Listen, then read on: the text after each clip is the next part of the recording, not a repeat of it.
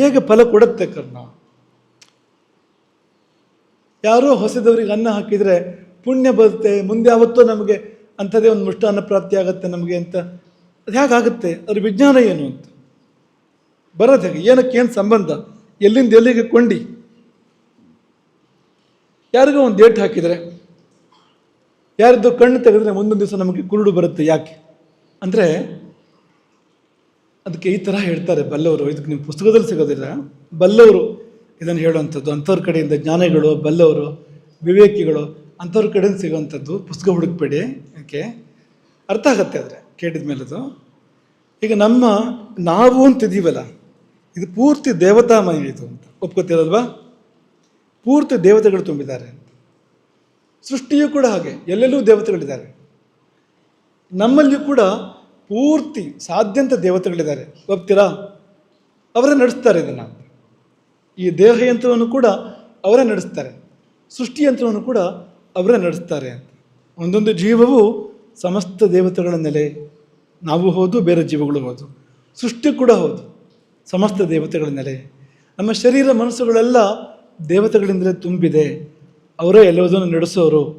ನಾನು ನೋಡಿದೆ ಎಂದು ನೋಡೋರು ಅವರು, ನಾನು ಕೇಳಿದೆ ಎಂದು ನಿಜವಾಗಿ ಕೇಳೋರು ಅವರು.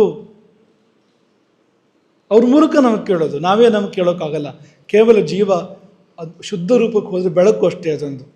ಅದಕ್ಕೇನು ಕೈಕಾಲು ಕಣ್ಣು ಮಗು ಇಲ್ಲ. ಅದೆಲ್ಲ ದೇವತೆಗಳು ಅಂತ.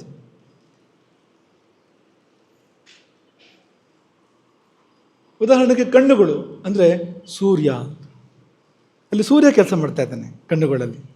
ಇನ್ನೂ ಸೂಕ್ಷ್ಮಕ್ಕೂ ಸೂರ್ಯ ಚಂದ್ರ ಅಂತ ಹೇಳ್ಬೋದು.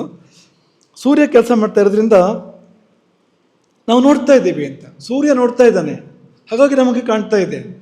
ಈಗ ನಾವು ಯಾರದೋ ಕಣ್ಣು ತೆಗೆದು ನಾವು ತಂದ್ಕೊಳ್ಳಿ, ಯಾರದೋ ಕಣ್ಣಿಗೆ ನಾವು ಹಾನಿ ಮಾಡಿದ್ವು ತಂದ್ಕೊಳ್ಳಿ, ಇದೇ ದೇವತೆ ಅಲ್ಲೂ ಇರೋದಲ್ವಾ? ಈ ಕಣ್ಣು ಹಿಂದೆ ಸೂರ್ಯ ಇದ್ದಾನೆ, ಅಲ್ಲೂ ಕಣ್ಣು ಹಿಂದೆ ಅದೇ ಸೂರ್ಯನೇ ಇರೋದಲ್ವಾ? ಹಾಗಾಗಿ ಇನ್ನೊಬ್ಬರ ಕಣ್ಣಿಗೆ ನಾವು ಏಟು ಮಾಡಿದಾಗ ಬಿದ್ದ ಏಟು ಸೂರ್ಯನಿಗೆ ಅದು. ಮೇಲ್ನೋಟಕ್ಕೆ ಕಣ್ಣಿಗೆ, ಅದ್ರ ಒಳಗೆ ಸೂರ್ಯ ಇದ್ದಾನಲ್ವಾ, ಆ ಬಿದ್ದ ಏಟು ಸೂರ್ಯನಿಗಾಗತ್ತೆ. ಅದೇ ಸೂರ್ಯ ಇಲ್ಲಿ ಕೆಲಸ ಮಾಡ್ತಾ ಇರೋದು. ಹಾಗಾಗಿ ಇಲ್ಲಿ ಪ್ರತಿಫಲಿಸುತ್ತೆ ಅದು.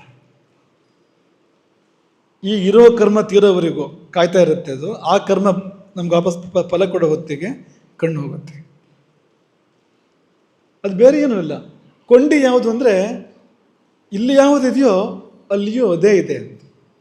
ಹಾಗೆ ಅಲ್ಲಿ ಘಾಸಿ ಮಾಡಿದರೆ ಇಲ್ಲೇ ಘಾಸಿ ಆಗೋದು, ಬೇರೆ ಎಲ್ಲೂ ಅಲ್ಲ. ಯಾರಿಗೂ ಯಾಕೆ ಹಿಂಸೆ ಮಾಡಬಾರ್ದು? ಮಾ ಹಿಂಸೆಯ ಸರ್ವಭೂತಾನಿ. ಯಾಕೆ ಅಂತಂದರೆ, ಯಾರಿಗೆ ಏನೇ ಹಿಂಸೆ ಮಾಡಿದರೂ ಅದರ ಪ್ರತಿಫಲನ ಇಲ್ಲಿದೆ. ಯಾಕೆಂದರೆ ಇಲ್ಲಿರೋದೇ ಅಲ್ಲಿದೆ, ಅಲ್ಲಿರೋದು ಇಲ್ಲಿದೆ. ಇದೇ ದೇವತೆಗಳು ಅಲ್ಲಿದ್ದಾರೆ, ಅದೇ ದೇವತೆಗಳು ಇಲ್ಲಿದ್ದಾರೆ. ಇದೇ ಪಂಚಭೂತಗಳು ಅಲ್ಲಿದೆ, ಅದೇ ಪಂಚಭೂತಗಳು ಇಲ್ಲಿದೆ. ಪಂಚಭೂತಗಳಿಗೆ ಪೆಟ್ಟಾಗತ್ತಲ್ವ? ನಾವು ಯಾವುದಕ್ಕಾದ್ರು ಘಾಸಿ ಮಾಡಿದಾಗ ಆ ಏಟು ಪಂಚಭೂತಗಳಿಗೆ ಬೀಳುತ್ತಲ್ವ? ಅದೇ ಇಲ್ಲಿದೆ, ಇದೇ ಅಲ್ಲಿದೆ. ಅಥವಾ ಸೃಷ್ಟಿಗೆ ಅಪಚಾರ ಮಾಡ್ತೀವಿ ನಾವು. ಸೃಷ್ಟಿಯಲ್ಲಿ ಸೂರ್ಯನಿಗೋ ಚಂದ್ರನಿಗೋ ಅಥವಾ ಯಾವುದೋ ಅಗ್ನಿಗೋ ಅಪಚಾರ ಮಾಡ್ತೀವಿ, ನೀರಿಗೋ ಅಪಚಾರ. ಉದಾಹರಣೆಗೆ ಶುದ್ಧವಾಗಿ ಹರಿತಾರೋ ನೀರಿದೆ, ಕಲ್ಮಶ ಬಿಡ್ತೀವಿ ನೀರಿಗೆ. ನಾವು ನೀರಿಗೆ ಅಪಚಾರ ಆಯಿತು ಅಂತ.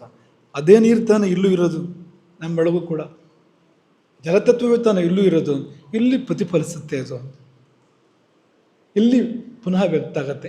ಇದು ಕರ್ಮ ವಿಜ್ಞಾನ. ಅಂದರೆ ಇಲ್ಲಿಗೆ ಯಾಕೆ ಹಿಂದಿರುಗಿ ಬರಬೇಕು ಅಂದರೆ, ಹಿಂದಿರುಗಿ ಬರೋದಲ್ಲ, ಅದೇ ಅದು ಇದೇ ಅದು. ಹಾಗಾಗಿ ನೀವೆಲ್ಲಿ ಬುದ್ಧಿದ್ರೆ ಇಲ್ಲಿ ಕಾಣಿಸ್ಕೊಳ್ಳುತ್ತೆ, ಅದು ಕಾಣಿಸ್ಕೊಳ್ಳೋದೇ ಇರೋದಿಲ್ಲ ಅಂತ. ಹಾಗಾಗಿ ಇದನ್ನು ಚೆನ್ನಾಗಿ ಅರ್ಥ ಮಾಡಿಕೊಂಡ್ರೆ ಮತ್ತೆ ಯಾರಿಗೂ ಕೆಟ್ಟದ್ದು ಮಾಡಬೇಕು ಅಂತ ಅನ್ಸೋದಿಲ್ಲ.